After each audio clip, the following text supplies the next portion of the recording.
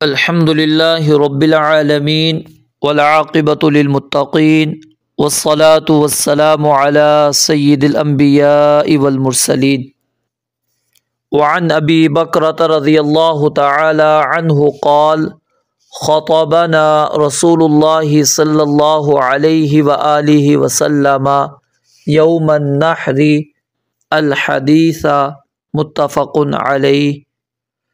سیدنا ابو بکرہ رضی اللہ تعالی عنہ سے روایت ہے، فرماتے ہیں خطبنا رسول اللہ صلی اللہ علیہ وآلہ وسلم، رسول مکرم صلی اللہ علیہ وآلہ وسلم نے ہمیں خطبہ دیا یوم النحر قربانی کے دن 10 ذی الحج کو۔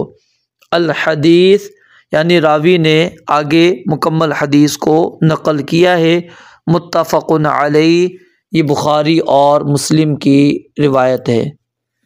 اس حدیث مبارکہ میں رسول اللہ صلی اللہ علیہ وآلہ وسلم کا حجۃ الوداع کے موقع پر 10 ذی الحج کو جو عمل آپ نے کیا اس کا ذکر کیا گیا ہے۔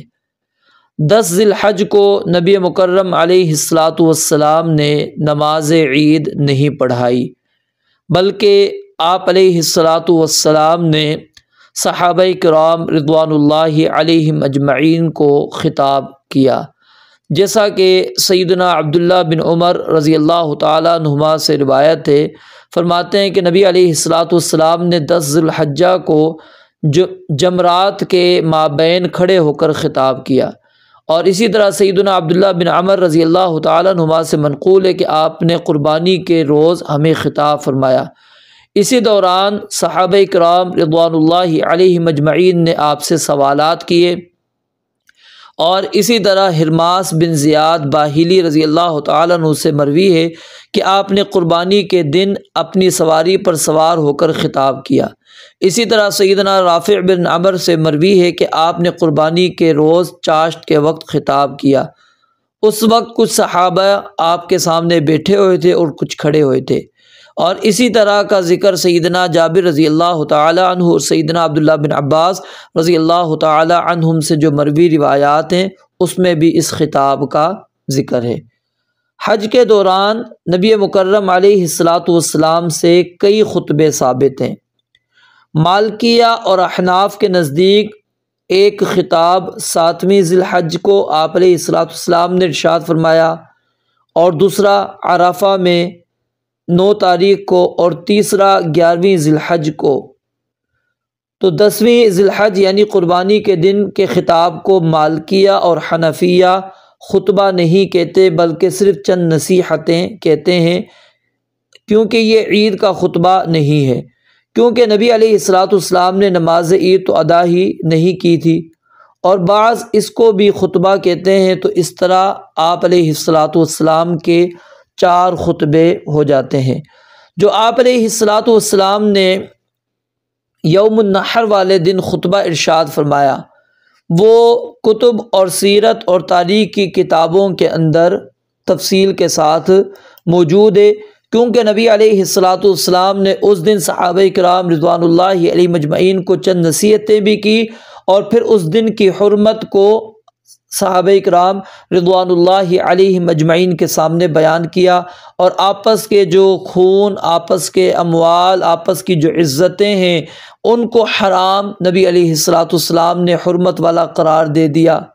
پھر آپ نے اس میں صحابہ کرام سے سوال کیا تھا یہ کون سا دن ہے، کون سا شہر ہے، کون سا مہینہ ہے، ٹھیک ہے، وہ پورا خطبہ معروف ہے۔ تو علماء نے یہاں سے یہ مسئلہ اخذ کیا ہے کہ یوم النحر والے دن لوگوں سے خطاب کرنا کیا ہے؟ مستحب ہے، لوگوں سے خطاب کرنا مستحب ہے، اور اسی طرح کا خطاب کرنا چاہیے جس طرح کہ رسول اللہ صلی اللہ علیہ وآلہ وسلم نے خطاب کیا تھا۔ وعن سراء بنت نبہان رضی اللہ تعالی عنہا قالت خطبنا رسول اللہ صلی اللہ علیہ وآلہ وسلم یوم الرؤوس فقال الیس هذا اوسط ایام التشریق الحدیث رواہ ابو داود باسناد حسن۔ سرا بنت نبہان، سرا بنت نبہان، ان کا تعلق قبیلہ غنف سے ہے، اور ربیعہ بن عبد الرحمن نے ان سے روایت کو بیان کیا ہے۔ تو سیدہ سرا بنت نبہان رضی اللہ تعالی عنہا بیان فرماتی ہیں، خطبنا رسول اللہ صلی اللہ علیہ وآلہ وسلم، ہمیں خطبہ ارشاد فرمایا رسول اللہ صلی اللہ علیہ وآلہ وسلم نے، یوم الرؤوس، کس دن؟ سروں والے دن، یوم الرؤوس، سروں والے دن، رؤوس یہ رأسن کی جمع ہے۔ اب یوم الرؤوس سے کون سا دن مراد ہے؟ اس کے اندر علماء کا اختلاف ہے، علماء کا اس کے اندر اختلاف ہے۔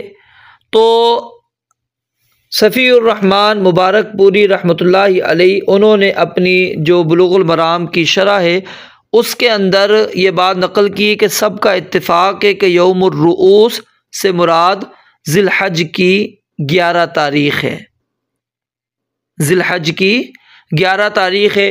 لیکن اگر آپ دیگر شارحین کو پڑھتے ہیں تو انہوں نے 12 کو بھی نقل کیا ہے۔ تو بہرحال اس کے اندر علماء کا اختلاف ہے کہ یوم الرؤوس سے مراد کون سا دن ہے، اور اس کو یوم الرؤوس کیوں کہا جاتا ہے، اس کا یہ نام کیوں پڑا؟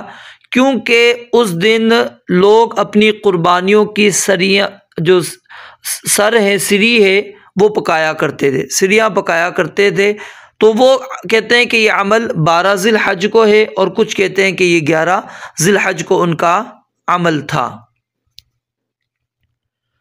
خطبنا رسول اللہ صلی اللہ علیہ وسلم، نبی مکرم علیہ الصلاۃ والسلام نے ہمیں خطبہ دیا یوم الرؤوس، سریوں والے دن، یعنی جس دن کے سری پکائی گئیں۔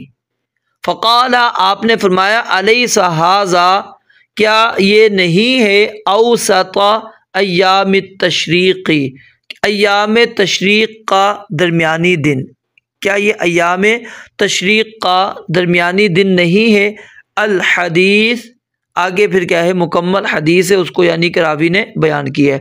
اس حدیث کو امام ابو داود رحمۃ اللہ علیہ نے حسن سند کے ساتھ نقل کیا ہے۔ تو اس دن آپ علیہ الصلوۃ والسلام نے جو خطبہ ارشاد فرمایا تھا اس کے اندر اصل میں کیا مقصود تھا؟ رمی کی تعلیم دینا، اور جب یہ مقصود ہم لیں گے تو پھر اس سے مراد 11 ذی الحج بنے گی، کیونکہ 10 ذی الحج کو صرف حاجیوں نے صرف ایک جمرے کو رمی کرنی ہوتی ہے، وہ ہے جمرہ عقبہ۔ اس کے بعد والے جو دن ہیں ان میں تینوں جمرات کو رمی کرنی ہوتی ہے۔ تو اس حدیث کے اس ٹکڑے سے یہ بات یعنی کہ واضح ہو جاتی ہے کہ اس سے مراد 11 ذی الحج ہی ہے۔ لیکن الیس ھذا اوسط ایام التشریق، ایام تشریق کو 11، 12، 13 ذی الحج کو کہا جاتا ہے، تو اب اس کا جو درمیانہ دن بنتا ہے وہ 12 ذی الحج بنتا ہے۔ تو اس جملے سے بعض نے پھر یہ بھی سمجھ لیا کہ آپ نے یہ کہا کیا یہ ایام تشریق کا درمیانی دن نہیں ہے؟ تو جو لوگ 11 ذی الحج کو مراد لیتے ہیں تو پھر ان کے نزدیک عید کا جو دن ہوگا وہ بھی ایام تشریق میں داخل ہوگا، اور یہ کلام پھر بطور تغلیب کے کہلائے گا کہ آپ علیہ الصلوۃ والسلام نے بطور تغلیب اس کے اندر شمار کیا ہے۔ تو اس کے اندر آپ کو یہ بات یعنی کہ اس روایت سے جو بات ثابت ہوتی ہے وہ کیا ہے؟ وہ واضح ہوگی کہ نبی علیہ الصلوۃ والسلام نے ان ایام کے اندر، ٹھیک ہے، یوم النحر والے دن بھی آپ نے خطبہ ارشاد فرمایا، اور اسی طرح یوم الرؤوس والے دن بھی آپ علیہ الصلوۃ والسلام نے خطاب کیا۔ یعنی جب کچھ علماء یہ کہتے ہیں کہ ضرورت ہو تو ضرورت کے تحت خطاب کیا جا سکتا ہے، واللہ اعلم۔ رب العالمین سے دعا ہے اللہ تعالیٰ سمجھنے عمل کرنے کی توفیق عطا فرمائے، وآخر دعوانا ان الحمد للہ رب العالمین۔